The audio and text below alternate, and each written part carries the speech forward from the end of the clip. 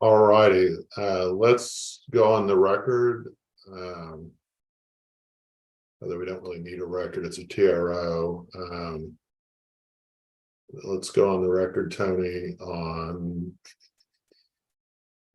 Can you give me the cause number on that, Mr. Barron? Your Honor, it is DC 23. And hold on one second. Yes,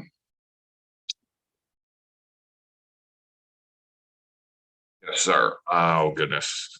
Hold on. I'll get it. I promise. If I may help, DC 23 07, yeah, 07361.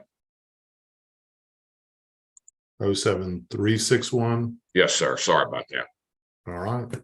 You may proceed.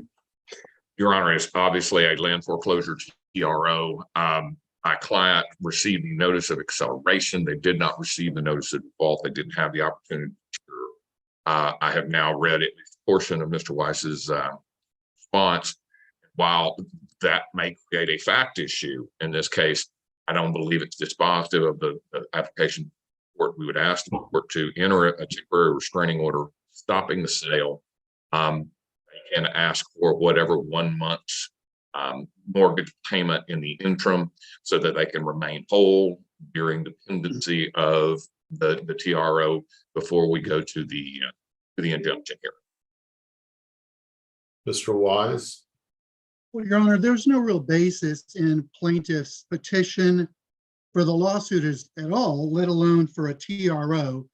The basis given in page 2, it's not numbered, but it's page 2, basically goes into 2 causes of action: breach of contract and negligent misrepresentation. There is no explanation at all for what backs these up. The court, and I'd like to testify if I need to for my exhibits. I didn't have time to do a business record affidavit, but the exhibits that I've attached, exhibits 1 through 4, which are the notices, were delivered, and I believe I have signed green cards as well. So this idea, I have a signed green card from certified mail. Mr. Weiss, you need to speak into your microphone. We can't hear you. I'm sorry, Your Honor. Away. Yes. So anyway, I have signed green cards for the notice of default. It wasn't actually an acceleration, seeing that the note had already matured. It was a notice of maturity. I personally drafted and delivered by certified first class and I believe email to the plaintiff of the notice of default, the notice of maturity, the notice of foreclosure sale, which was to be posted and was posted for a sale tomorrow. And also there's all these allegations, assertions of rights and duties of my client that don't exist. This is a hard money loan.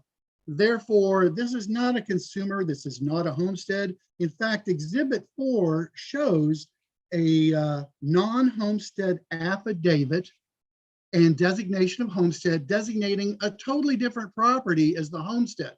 So where these HUD duties coming from, I don't understand. It wasn't pled. It just mentioned that there's some kind of HUD duty and loss of mitigation. None of this would be applicable in this case, neither in the loan agreement or elsewhere, seeing that this is an investment property and not a homestead, not a residence.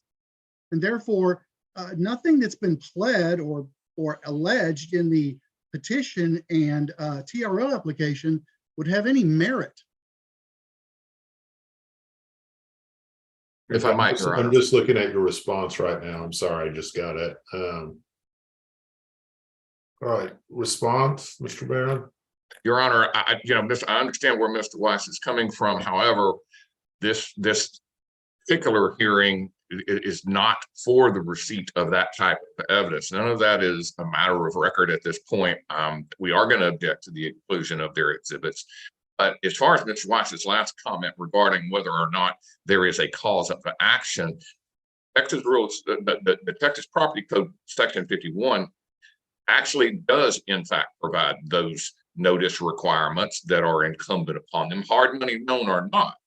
And for Mr. Weiss to say that there is no cause of action is simply, I believe, a stretch of any interpretation of that statute. Moreover, Your Honor, there are in place structures that will make certain that Mr. Weiss, pending the outcome of a temporary injunction hearing, his client will be satisfied. We got to post a bond, Judge. We will. In the interim, Your Honor, we would do our very best to try to get this thing resolved. But at least at the bare minimum. How much is your client? How much does he owe, or how behind is he? Your Honor, I don't know, and I wish I did, and I apologize. I believe the property is worth, Mr. Weiss, 114,000, I believe, is somewhere in there. So you're not looking at that huge of a note. Well, Your Honor, if you will look at Exhibit 1, and again, 1, 2, 3, 4, I would swear under oath that I prepared these documents. These are my law firm's business records at this point, let alone my clients. It shows on page 2 of the first notice that the arrears was $13,304, and on Exhibit 2, the payoff balance, and this note is called, it is matured, $113,341.38.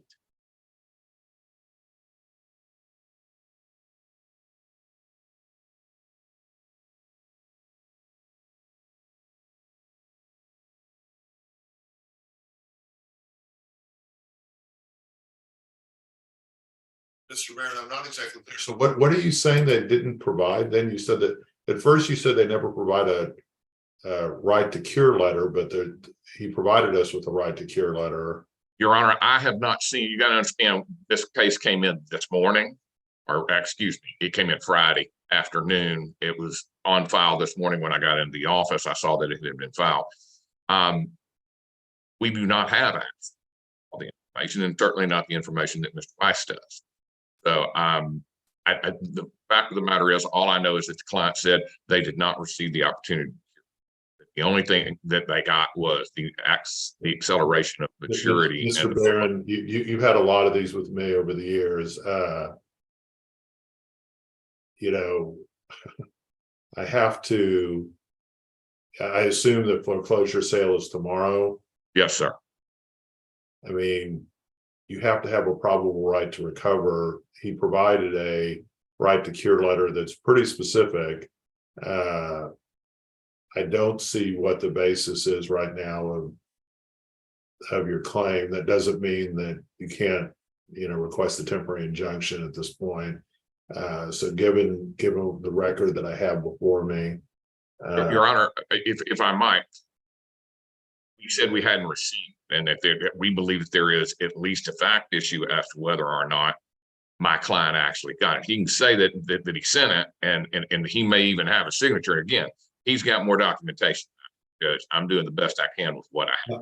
No one is fussing with you, Mr. Barron. Your client decided to wait until the last minute to fight this. This isn't a residential home. This is a hard money borrower. They should have known that they needed to do this a lot farther in advance than the day before. You're put into kind of an impossible situation on these.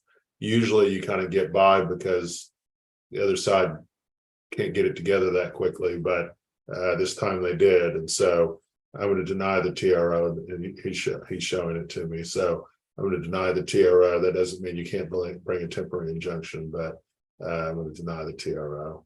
Mr. Wise, go ahead and get me a copy, prepared order denying the TRO. At the beginning of the orders, include that it was this was heard on June 5th, 2023, as opposed to on this date, like a lot of times people do. Share it with Mr. Barron, and I'd like that to be filed no later than Thursday afternoon. Thank you, Your Honor. Yes, All right. Thank you. Thank you, guys. Have a good day.